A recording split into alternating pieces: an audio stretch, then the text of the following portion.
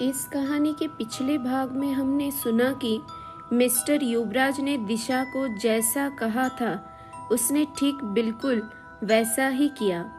सभी रिश्तेदारों तथा अन्य जान पहचान वालों को उन लोगों ने यही बताया कि छत से नीचे गिरने की वजह से निशा की मौत हो गई है। फिर मिस्टर युवराज निशा का अंतिम संस्कार कर देते हैं।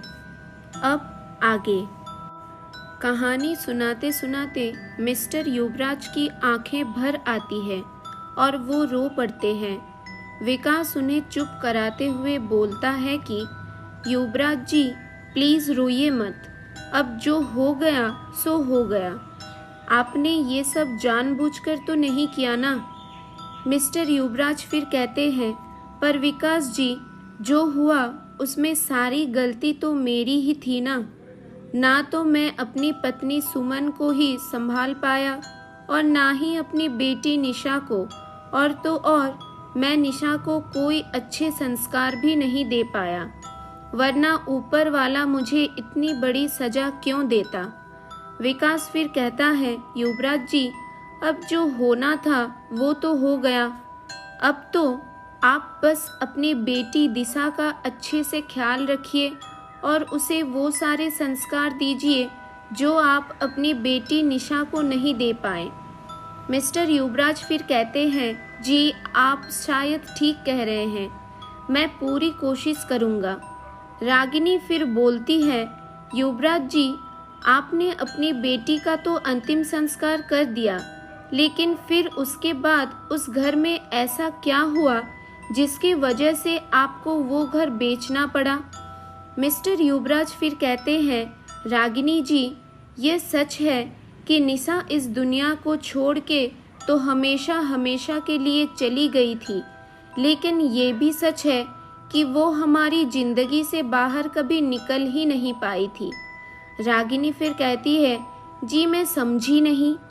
मिस्टर युवराज फिर कहते हैं, एक्चुअली रागिनी जी सच कहूँ तो निशा के मौत के बाद तो जैसे हमें सदमा सा लग गया था, कुछ समझ नहीं आ रहा था कि हम क्या करें।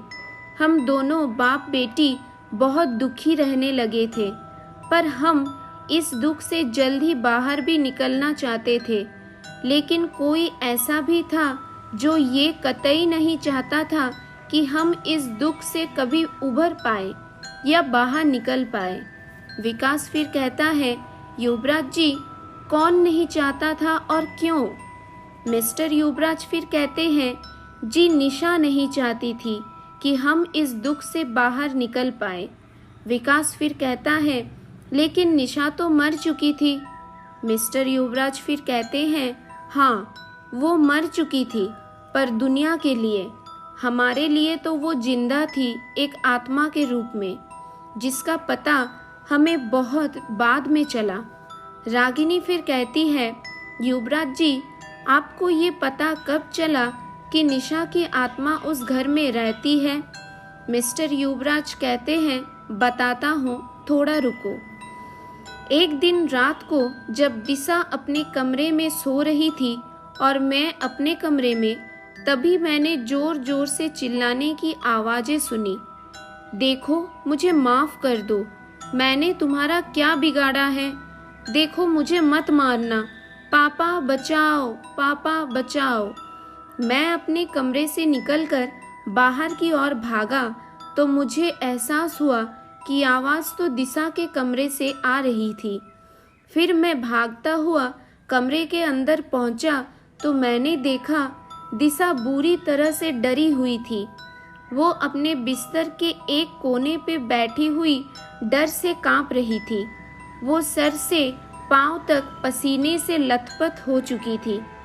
मैंने पूछा, दिशा क्या हुआ? पर उसने कोई जवाब नहीं दिया, बस डर से चिल्लाए जा रही थी कि तुम यहाँ से चली जाओ।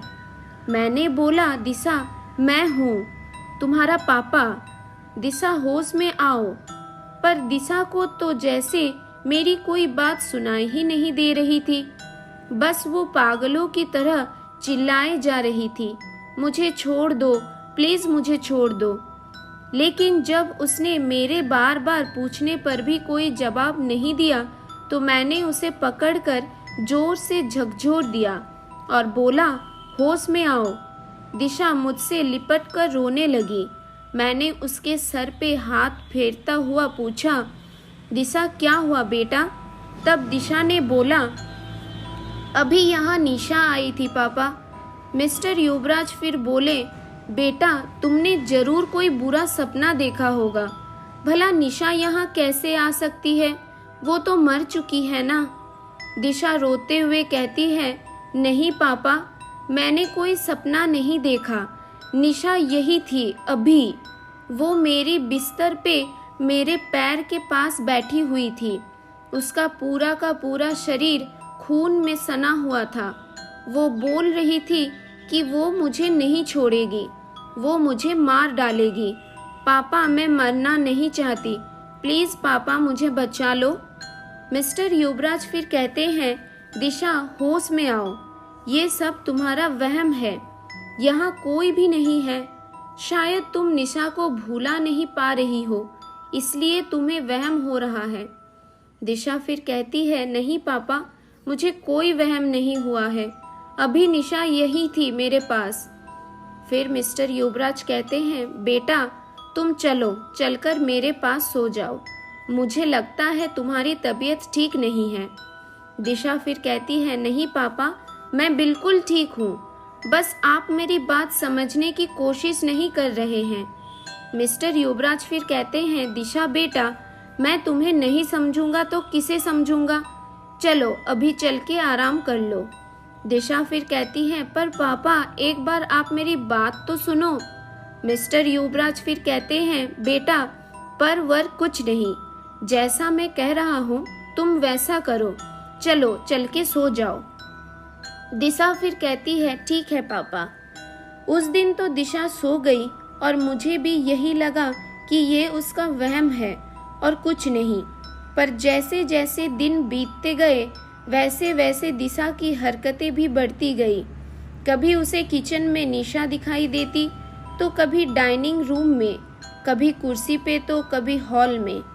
उसके साथ साथ अगर कोई उसकी हरकतों से पागल हो रहा था तो वो था मैं। लेकिन मैं कर भी क्या सकता था? मेरे पास उसके हरकतों को बर्दाश्त करने के अलावा और कोई दूसरा चारा भी नहीं था। पर मेरे भी सब्र का बांध तब टूट गया जब एक दिन निशा ने अपना हाथ चाकू से काट लिया। इत्तेफाक से उस दिन मैं घर पर ही था, इसलिए दिशा की जान बच गई, वरना ना जाने क्या हो जाता।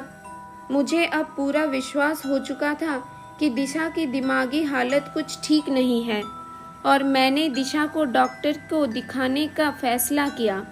पर मुझे तब बड़ा आश्चर्य हुआ जब डॉक्टर ने बोला कि दिशा तो बिल्कुल ठीक है और उसे कोई प्रॉब्लम भी नहीं है। फिर भी मेरा मन इस बात को मानने को तैयार ही नहीं था कि दिशा दिमागी तौर पे वाकई ठीक है। लेकिन मेरे पास घर वापस आने के सिवा और कोई दूसरा रास्ता भी नहीं था, इसलिए मैं वापस आ गया। पर ध्यान देने वाली बात यह थी कि दिशा जब तक बाहर थी तब तक वो ठीक थी, लेकिन जैसे ही वो घर के अंदर आई फिर वही डर और हरकतें उसने शुरू कर दी। मैं भी हार मान गया और सोचा आज नहीं तो कल दिशा ठीक ही हो जाएगी। पर दिशा के व्यवहार में कोई परिवर्तन नहीं आया। एक दिन रात को मुझे बहुत प्यास लगी थी, इसलिए मैं उठकर किचन में पानी पीने चला गया। मैंने अभी फ्रिज से पानी निकालकर एक घूंट पिया ही था कि मेरी नज़र बड़े वाले हॉल की ओर गई। मैंने देखा कि हॉल की लाइट जल रही थी। मुझे लगा शायद दिशा लाइट बंद करना भूल गई होगी, तो मैंने सोचा चलो मैं ही बंद कर देता हूँ। मैं जब हॉल में गया तो मैंने देखा दिशा शीशे के सामने बैठी हुई अपने बालों को झाड़ रही थी। मुझे लगा उसकी दिमागी हालत ठीक नहीं है, इसलिए इतनी रात को वो ऐसी हरकतें कर रही है। मैंने उसे कितनी बार आवाज़ लगाई, दिशा दिशा दिशा, दिशा तू इतनी रात को यहाँ क्या कर रही है? लेकिन उसने कोई जवाब नहीं दिया। ऐसा लगा जैसे वो शीशे में पूरी तरह खो चुकी थी। फिर मैं उसके पास गया और जाके उसके कंधे पे अपना हाथ को रखकर बोला, दिशा यहाँ क्या कर रही है? चल, रात ज़्यादा हो गई है, चल के सो जा। लेकिन जब दिशा मेरी तरफ पलटी तो मेरे पांव तले जैसे जमीन खिसक गई। मेरी स्थिति एक बेजान मूर्ति सी हो चुकी थी, क्योंकि जिसे मैं दिशा समझ रहा था वो तो निशा थी। आज की कहानी बस यही तक थी। कहानी में आगे क्या हुआ जानने के लिए थोड़ा इंतज़ार करिए। कहानी का अगला भाग अगली वीडियो में है। तो दोस्तों, ये थी आज की कहानी। आज की कहानी आपको कैसी लगी कमेंट करके ज़रूर बताना। अगर अच्छी लगी हो तो अपने दोस्तों के साथ शेयर कर देना। ऐसे ही कुछ और कहानी सुनने के लिए हमारे चैनल को लाइक और सब्सक्राइब करना मत भूलना। और हाँ, नोटिफिकेशन बेल को ज़रूर दबाना ताकि सारी नई वीडियो की नोटिफिकेशन सबसे पहले आपको मिल सके। तब तक के लिए अलविदा दोस्तों।